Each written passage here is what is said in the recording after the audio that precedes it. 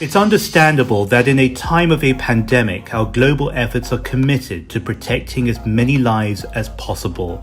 But even in a human emergency, the problems that predate COVID-19 continue to exist. In fact, they may be exacerbated by it. Poverty is growing, so is hunger. Education, as we know, is taking on new urgency, and the futures of jobs tied to an economic recovery is a problem we share. Add to that the environment. Climate change hasn't gone anywhere. But there is good news from the Global Wind Energy Council, an international trade association for the wind power industry that activates turbines and generators through sustainable and renewable sources.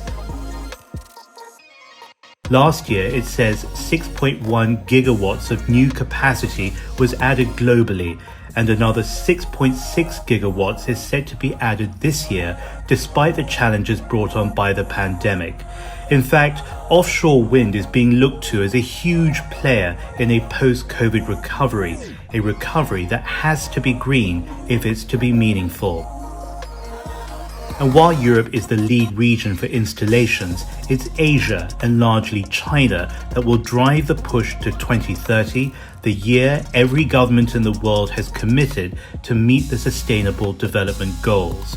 The 6.1 gigawatts addition in 2019 was a record for any single year, and of that, China contributed 2.4 gigawatts, that's 40% of the global total. When travel resumes some semblance of regularity, I'd like to visit Gansu, where the world's largest onshore wind farm is located. It produces 5 times the amount of wind energy than the next closest high-performing farm. The promising news is that it operates at only 40% potential capacity, but bringing that to 100% will cost $17.5 billion. By 2030, the Global Wind Energy Council forecasts China to lead the world for cumulative offshore wind installations, with the UK, US, Germany, and the Netherlands rounding out the top 5. Also in the next decade, new countries in Asia, Africa, and Latin America will add wind installations for the first time.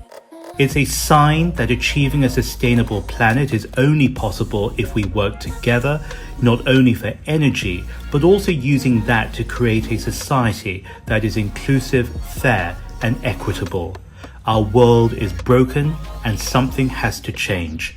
I'm James Chau. Thank you for watching. The China Current will continue bringing you the stories shaping our future.